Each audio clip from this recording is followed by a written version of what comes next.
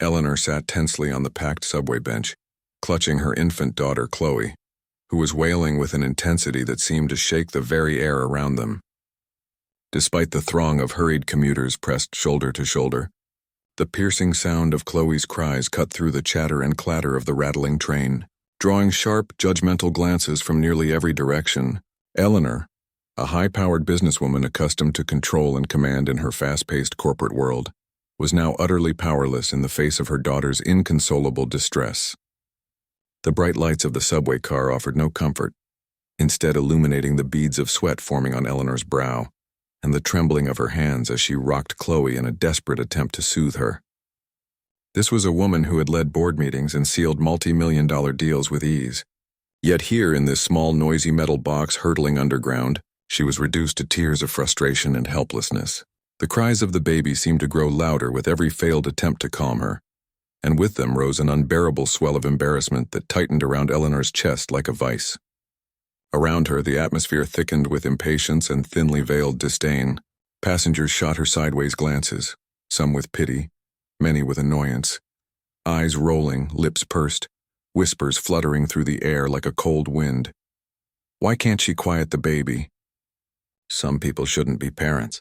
It's a public space. Have some consideration. The weight of these silent judgments bore down on Eleanor far more than the physical discomfort of the crowded train, making her shrink inward, wishing she could disappear entirely. She felt the flush of shame rise to her cheeks, her every effort seemingly only fueling the irritation around her.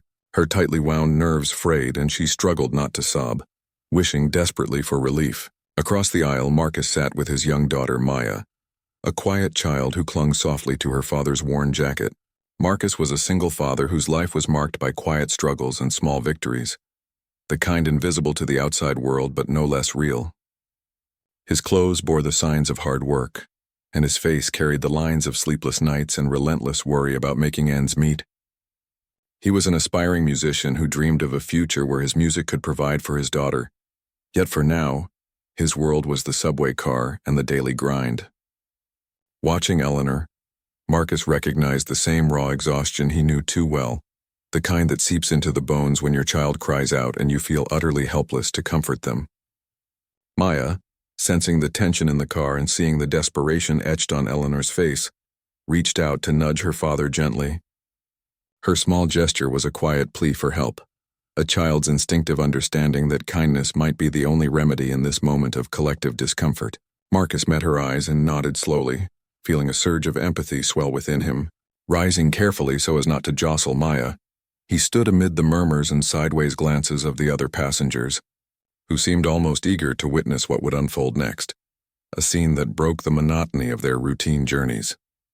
The subway's clatter and rumble became a steady backdrop to Marcus's low, unhurried humming, a lullaby he had sung countless times to Maya in the dark, lonely hours of the night when worries felt overwhelming and sleep refused to come.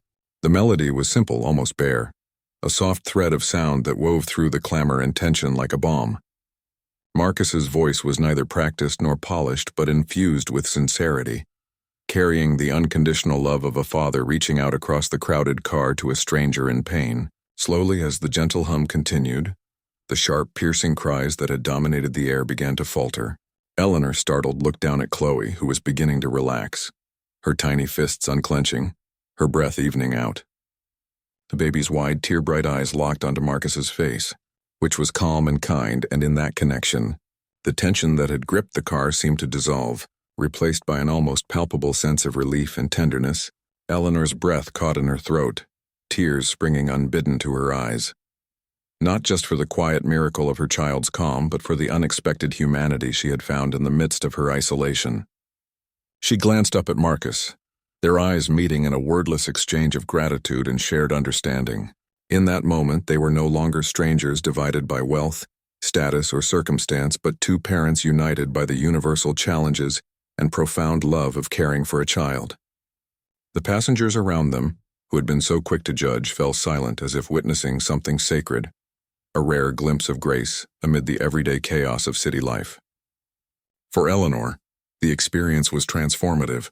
The sharp edges of embarrassment and judgment softened, replaced by a deep recognition of her own vulnerability, and the kindness that could bloom in the most unexpected places.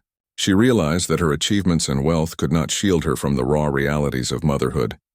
And yet, the warmth of Marcus's gesture showed her that empathy transcended social divides. It was not status or money that mattered in those moments of struggle, but the simple act of reaching out to another human being with compassion. For Marcus, the moment was a quiet affirmation of the dignity and strength that often goes unseen in lives lived on the margins. His humble lullaby had not only calmed a child, but had built a fragile bridge across a gulf of loneliness and misunderstanding. It reminded him that his struggles and his love were no less valid or important than those of anyone else.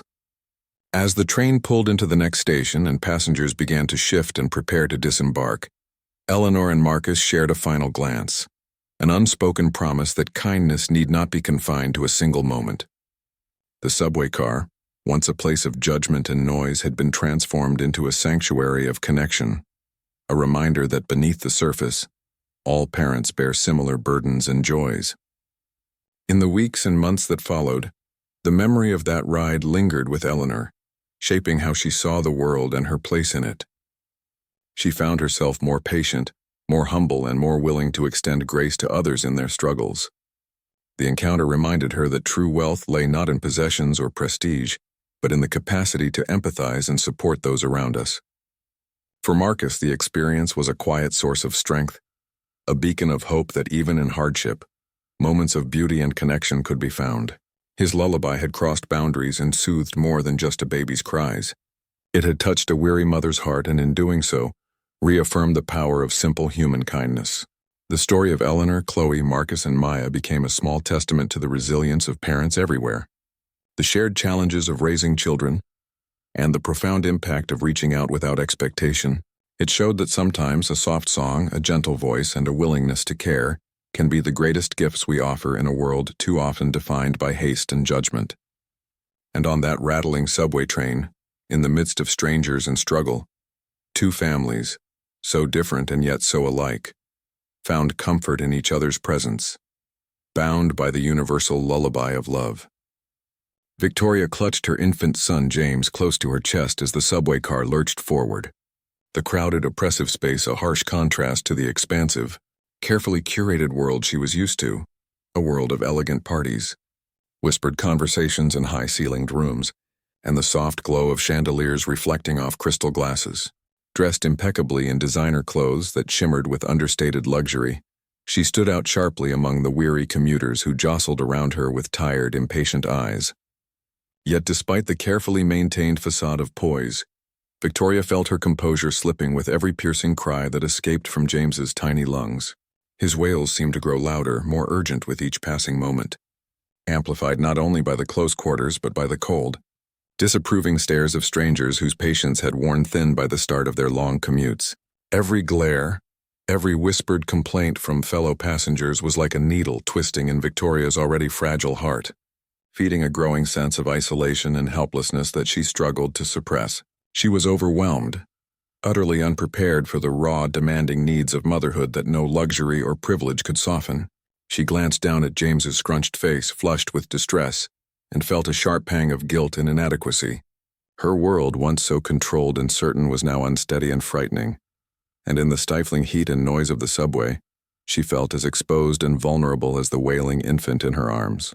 A few seats away, Daniel sat quietly, his broad shoulders hunched under the weight of exhaustion and responsibility. Widowed and working 2 jobs to provide for his young daughter, Lily, he was a man forged by hardship, yet his eyes held a quiet kindness that softened the lines of weariness. Lily, sitting beside him, clutched a small, well-loved teddy bear with frayed seams and patches where her love had worn the fabric thin. The bear, named Mr. Snuggles, was a cherished companion and a source of comfort through long nights and uncertain days. Lily's perceptive gaze followed Victoria and James as the infant's cries pierced the air, and without a word, she reached out, offering Mr. Snuggles toward her father with a look of earnest hope.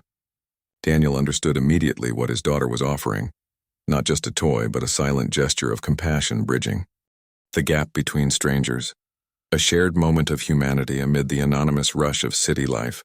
With a gentle smile, hesitant yet filled with warmth, Daniel took the bear from Lily's small hands and rose from his seat. As he approached Victoria, she looked up sharply, eyes wide with a mixture of surprise and guarded apprehension. For a moment, the subway's chaotic noise seemed to fade as Daniel quietly extended Mr. Snuggles toward James. The bear's soft, worn fur and familiar shape seemed to work like a balm, soothing the infant's agitation. James's cries softened, his tiny hand reaching out tentatively to grasp the comforting presence of the bear. Victoria's initial instinct to pull away softened as a profound wave of gratitude and relief washed over her. This simple act, so small yet so meaningful, had brought peace where there was chaos, calm where there was distress. In that fleeting exchange, the vast gulf between their lives, one defined by wealth and societal expectation, the other by struggle and perseverance, narrowed into something deeply human and shared. Daniel, a man with little material wealth but an abundance of empathy, had offered a priceless gift, a moment of peace, a reminder that kindness transcends economic boundaries and social divides. As the subway hurtled forward, carrying them toward their separate destinations, Victoria looked at Daniel and then at Lily, who watched quietly, a hopeful sparkle in her eyes, and felt a stirring within her. A softening of the walls she had built around herself, walls formed by fear and isolation. The encounter on that crowded subway, brief and wordless, became a profound reminder that beneath the surface of our disparate lives lie common threads of vulnerability, love, and the simple healing power of compassion. In the days and months that followed, Victoria found herself reflecting on that moment. How the worn-out teddy bear, a humble emblem of resilience and comfort, had bridged an invisible gap and opened her heart to a deeper understanding of what truly matters.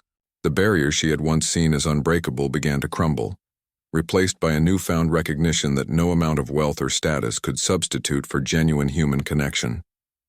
And Daniel, juggling the relentless demands of work and fatherhood, carried with him the quiet satisfaction of having reached across the divide, showing that even in the hardest of circumstances, kindness remains a currency more valuable than gold. Through a small gesture, a shared moment on a bustling subway car, two families whose lives seemed worlds apart were united by the timeless truth that true wealth is measured not in possessions, but in the compassion we extend to one another. A lesson that resonated far beyond the fleeting journey underground and into the hearts of all who witnessed the worn-out teddy bear's silent, transformative power. Sophia was a woman who had always believed in control, the kind of control that high achievers chase with relentless determination, shaping every aspect of their lives with precision and planning. She was an executive, proud and capable, but underneath her polished exterior she carried the heavy, complicated weight of trying to be the perfect mother to baby Noah, her first and only child. She had everything she thought she needed to succeed: a thriving career, an impeccably organized life, and a diaper bag stocked with the latest, most expensive baby gadgets, toys, and snacks, each item carefully selected with the hope it might soothe her child in moments of distress. Yet as the subway lurched forward in the packed carriage, the facade she had built began to crumble. Noah was inconsolable, overwhelmed by the sensory overload of the crowded, noisy train, the flickering lights, the clatter of wheels on tracks, the distant hum of conversation mingling with the sudden shrieks from her own baby. His cries cut sharply through the tight space, raw and piercing, amplifying with each passing minute. And Sophia's heart tightened with a growing sense of helplessness and shame. She tried everything, rocking him gently, whispering soft lullabies, offering his favorite toy, a plush animal that had always brought comfort before, but nothing worked. The expensive toys she prided herself on, the things that cost hundreds of dollars and promised distraction and calm, lay untouched, powerless against the flood of Noah's distress. Around her, fellow passengers shifted uneasily, some offering sympathetic glances while others averted their eyes, irritated by the noise and disruption. Sophia felt the invisible pressure building, the unspoken judgment of strangers, the harsh internal voice telling her she was failing in her most important role, that despite everything, she was not enough. Across from her sat Ben, a man whose life had been defined by hardship rather than control. Recently laid off from a job that barely paid the bills, Ben was a single father to Sammy, a lively and endlessly curious boy whose energy was as much a blessing as a challenge. He held Sammy close, trying to keep him entertained with a makeshift game, but today even that was proving difficult. Sammy's eyes were drawn to Noah's cries, his boisterous energy subdued as he sensed the tension and distress filling the subway car. Ben, watching Sophia's growing desperation, felt a pang of empathy. He knew that look in a parent's eyes, the feeling of helplessness when the noise and chaos seem too much, when no amount of effort can calm a child's pain. It was a feeling he had known all too well in the days and nights with Sammy, the long rides on buses and trains filled with tears and frustration, the silent prayers for peace. Without a word, Ben reached into his pocket and pulled out a small, worn set of colorful keys. Nothing fancy, just ordinary keys from his own past, jingling softly as they clinked against each other. These keys had been Sammy's favorite toy for months, a simple source of endless fascination and comfort, their gentle sound a reminder of simpler times and unspoken love. He began to gently shake the keys, their soft jingle weaving through the thick tension in the air like a quiet melody. To Sophia's astonishment, Noah's cries began to fade almost immediately, replaced by wide, curious eyes fixed intently on the keys and the gentle movement of Ben's hand. His tiny fingers reached out instinctively, grasping at the source of the comforting sound, and in that moment, the impossible happened. The relentless noise was replaced by stillness, the overwhelming chaos subdued by a humble jingle. Sophia's breath caught in her throat as she watched, the flush of relief and wonder spreading through her chest. It was humbling and beautiful, this simple act from a man who had so little, yet offered something far greater than any expensive gadget could: understanding, patience, and the wisdom born from lived experience. Around them, the mood in the subway car shifted. Passengers who had been restless now softened, a few smiling at the quiet miracle unfolding in the middle of their noisy journey. Ben's smile was gentle but tired, a man carrying his own burdens but choosing in this moment to give kindness freely. For Sophia, this moment was transformative. It cracked open the rigid walls she had built around herself, revealing a vulnerability she had long denied. Here, in the humblest act of shaking keys, she found a profound lesson: that motherhood was not about perfection or control, but about connection, empathy, and sometimes simply being present. The expensive toys and carefully planned routines could never replace the simple human touch, the patience of another parent who understood what it meant to struggle and persevere. As the train approached the next stop and the jingle of keys continued to lull Noah into calm curiosity, Sophia met Ben's eyes across the aisle. No words were needed. Only a shared understanding passed between two strangers from worlds so different yet so alike, in their love for their children and their battles with uncertainty. The baby's cries were now replaced by soft coos and quiet fascination. The storm settled, if only for a moment. And in that pause, Sophia felt something she hadn't felt in a long time. Hope. Hope that she could be enough, not because she was perfect, but because she was willing to learn, to accept help, and to be human. As the train doors slid open and the crowd shifted, Ben gathered Sammy close, their little trio of strangers forever connected by a simple set of jingling keys and the quiet gift of compassion. That day, Sophia carried more than just her diaper bag off the subway. She carried a new perspective and a renewed spirit, a reminder that sometimes the most valuable lessons come not from our own carefully curated plans, but from the kindness of others and the unexpected melodies of life's simplest moments.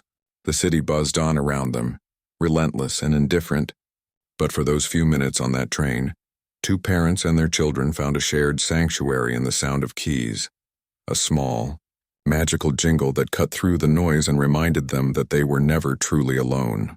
Jessica had always believed that she had everything under control. Her life, meticulously curated and wrapped in privilege, was a series of carefully managed moments: designer clothes, a perfectly arranged home, and the flawless smile of a new mother who seemed to handle the pressures of parenthood with ease. But today, on the crowded subway during rush hour, all that composure began to unravel. Her infant daughter, Emily, was inconsolable. Her tiny face flushed red, her cries piercing through the stale air of the carriage, a sound that seemed to stretch and echo endlessly. Jessica's heart tightened with each desperate wail, feeling exposed under the harsh, judgmental gazes of the other passengers. She clutched Emily close, trying everything she had read in books and heard from parenting. Forums rocking, shushing, offering a pacifier, but nothing seemed to calm the child. The cries only grew louder, a desperate plea that seemed to fracture Jessica's own sense of confidence. The polished world she inhabited suddenly felt far away, replaced by the suffocating reality of the public space. The eyes on her were unrelenting, a silent chorus of disapproval. She could almost hear the whispers, the unspoken assumptions. Why can't she control her baby? Doesn't she know how to parent? Must be rich but useless. Despite the wealth she was born into and the advantages it granted her, in this moment Jessica felt powerless and utterly alone. Across the aisle, Tom watched the scene with quiet empathy. He was a single father. No luxuries in sight, just the worn jacket on his back and the weight of everyday struggle pressing on his shoulders. His daughter Chloe sat beside him, a small, calm presence who observed the world with wide, curious eyes. Tom had long grown accustomed to the tight pinch of bills and the careful budgeting that defined his life. He was no stranger to stress or sleepless nights, though his worries were of a different kind than Jessica's. Watching Emily's cries cut through the carriage reminded him painfully of the nights he spent pacing his small apartment, trying to soothe Chloe when she was sick or scared. Parenthood, he knew, was never easy, no matter the size of one's bank account. Chloe, ever perceptive, nudged her father gently and pointed to her small bag of fruit snacks, the colorful, soft, dissolving kind that children loved. Tom followed her gaze, a flicker of understanding passing between them. Sometimes a child simply needed a distraction, a new texture or taste to capture their attention and calm the storm within. Tom reached into his pocket, pulling out a single brightly colored snack. His hands were rough from work, but his movements were careful and gentle as he slid it across the seat toward Jessica. Jessica looked up, startled by the unexpected kindness. She was hesitant at first. How could this simple, humble offering from a man she might never have noticed before possibly help? Yet in the eyes of her daughter's quiet savior, she saw no judgment, only genuine concern. With a grateful nod, she accepted the snack, breaking off a tiny piece and offering it to Emily. The baby's cries, which had felt endless, began to soften almost immediately as the unfamiliar sweetness touched her lips. Emily's tiny fingers curled around the snack, her mouth relaxing into a contented gurgle, the tension draining away like the tide retreating from the shore. As the subway rumbled on, Jessica's eyes met Tom's, a fleeting but profound connection bridging worlds that might otherwise never intersect. In that moment, the invisible barriers of class, background, and circumstance melted away. She saw not a stranger, but a fellow parent, someone who understood the chaotic, unpredictable nature of raising a child. Tom saw not a privileged woman wrapped in designer finery, but a mother who, like him, carried the heavy mantle of love and responsibility. The rest of the ride passed in a quiet, unspoken camaraderie. Emily's cries ceased entirely, replaced by the soft sounds of contentment and occasional laughter from Chloe, who watched the scene with a small, knowing smile. Jessica felt a deep warmth bloom inside her, a humbling reminder that help could come from the most unexpected places, and that compassion transcended wealth or status. She glanced down at the fruit snack, a small token that had done something remarkable. It had given her daughter peace and, in doing so, had gently pulled Jessica back from the edge of despair. When the subway finally slowed at Jessica's stop, she carefully gathered Emily into her arms, the baby now quiet and calm. Turning to Tom, she offered a sincere smile, simple, unadorned, and full of gratitude. Tom nodded in return, his own smile reflecting relief and understanding. As Jessica stepped off the train and into the bustling city, she carried with her more than just her sleeping child. She carried a renewed sense of connection to the world and the quiet strength of shared experience. For Tom, the encounter was a quiet affirmation of the power of kindness. He thought of Chloe, how her small gesture had sparked a moment of peace for a stranger's child, and he felt a swell of pride in his daughter's gentle heart. Their lives remained different in many ways, but in that brief exchange, they had found common ground, a reminder that parenting was a journey marked not by privilege or hardship, but by the simple, profound acts of love and understanding.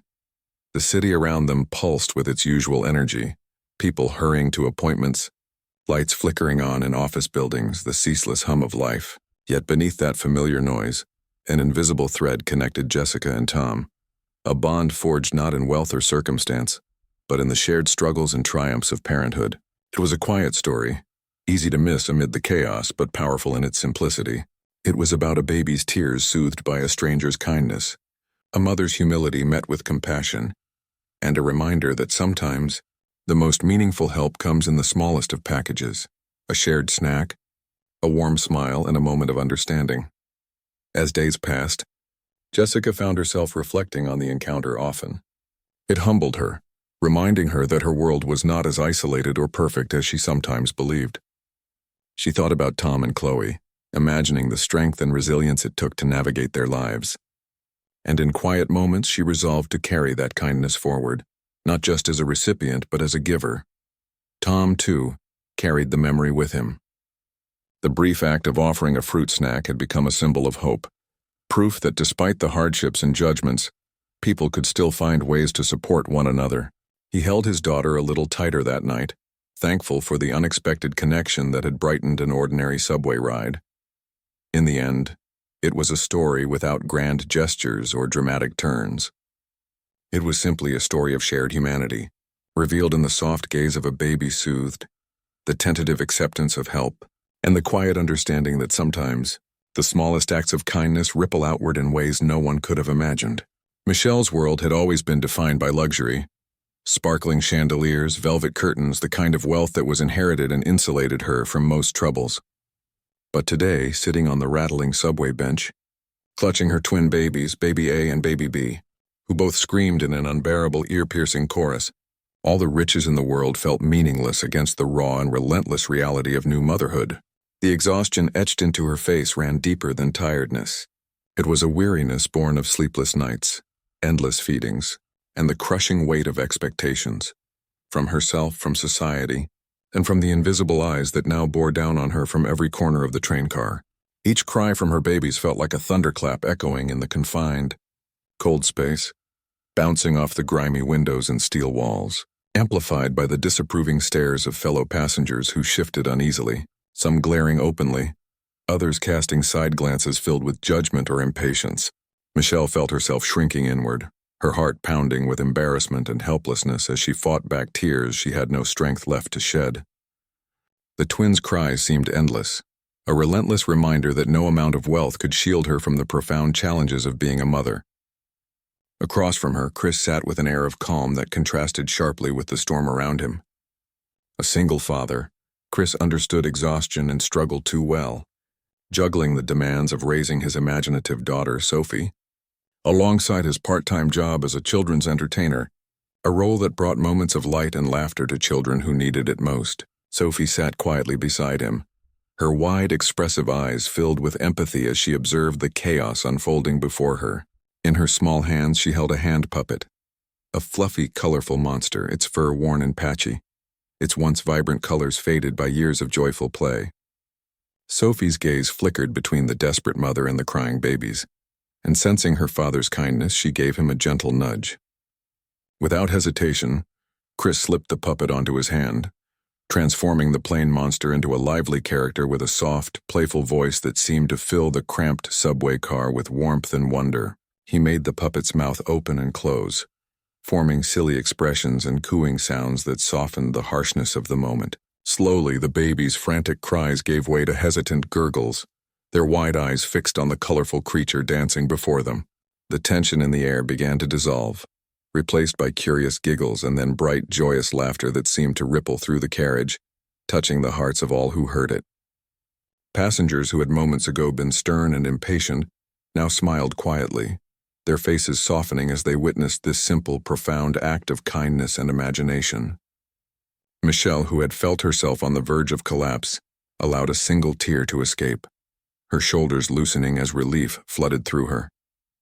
The heavy mantle of exhaustion and despair lightened, replaced by a fragile hope born from the playful spirit of a man and his daughter, who reminded her that even in the darkest moments, there could be light. Chris, feeling the warmth of connection, saw his purpose affirmed, not just as a performer, but as a giver of peace and joy in unexpected places. Sophie beamed, her heart swelling with pride that her small suggestion had sparked this beautiful transformation. In the cacophony of the city beneath the earth, the subway car had become a sanctuary, a brief oasis where the power of simple joy, the magic of imagination, and the human capacity for empathy intertwined to create something profoundly healing. Michelle's eyes met Chris's, a silent exchange passing between them. Gratitude, understanding, a shared acknowledgement of the tender strength that kindness could wield. In that fleeting moment, the divide between strangers dissolved, replaced by a gentle, unspoken bond forged in the crucible of shared humanity.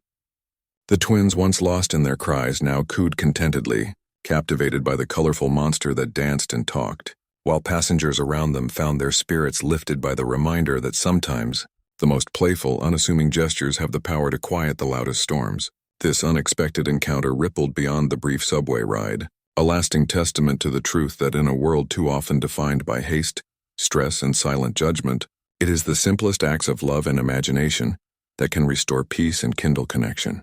For Michelle, it was a precious gift, proof that she was not alone, that her struggles were seen and met with kindness. For Chris and Sophie, it was a reaffirmation of their shared mission to spread joy, even in the smallest moments. And for the witnesses to this gentle miracle, a subtle awakening to the beauty of human compassion.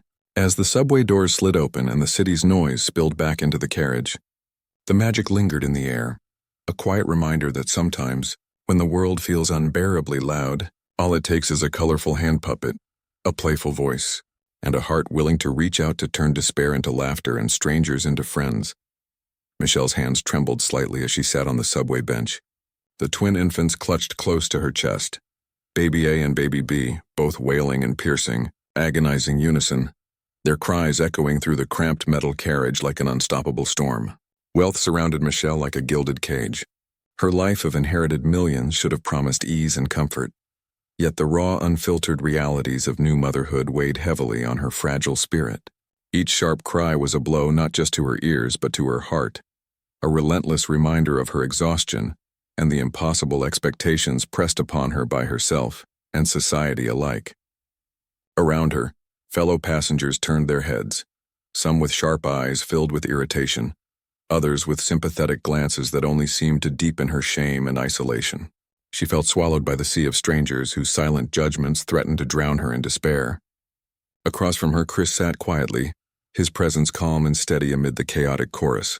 A single father, Chris balanced the joys and challenges of raising his imaginative daughter, Sophie, with a part-time job as a children's entertainer, a role that brought light and laughter into many lives. Though his own world was not without its own struggles, Sophie, small and perceptive, clutched a worn, colorful hand puppet, a fluffy monster patched with faded fabric and threadbare fur that told stories of countless performances and shared smiles. Her wide, innocent eyes flicked from her father to the distressed mother and her crying twins, a spark of empathy lighting within her. With a gentle nudge, she asked her father silently for help, a wordless plea that stirred Chris's innate kindness and quickened his sense of purpose. Without hesitation, Chris slipped the puppet onto his hand, breathing life into it with soft, playful coos and silly faces that soon filled the tight space with a tender magic. The puppet's vibrant colors and exaggerated antics seemed to capture the attention of Baby A and Baby B, whose cries began to falter and soften, replaced by curious gurgles and then, to Michelle's astonishment and relief, delicate giggles that blossomed into joyous laughter. The atmosphere on the subway shifted palpably. The sharp edges of judgment gave way to smiles and quiet moments of shared humanity. Michelle, feeling the heavy weight of despair lift, allowed herself a small, grateful tear, her eyes meeting Chris's gentle gaze and Sophie's bright one, both reflecting understanding and the unspoken truth that even the simplest gestures could pierce through the darkest clouds. Chris, who had dedicated his life to bringing joy to children, felt a profound warmth as he realized his small act of kindness had calmed the storm for this exhausted mother and her twins. In this fleeting moment, beneath the city's streets and amidst the rush of daily life, a profound connection was forged, a reminder that the power of imagination and the grace of empathy are sometimes the most potent remedies to life's overwhelming trials. For Michelle, it was a turning point, a moment of hope that no amount of wealth could buy. For Chris and Sophie, it was a reaffirmation of the beauty in their simple, shared purpose. And for all who witnessed, a gentle lesson that sometimes the loudest storms can be quieted by a soft, playful voice and a colorful hand puppet. This encounter, brief yet transformative, wove a quiet thread of kindness through the lives of strangers, leaving behind a lasting memory that celebrated the delicate, healing power of joy in a world too often weighed down by fatigue and expectation.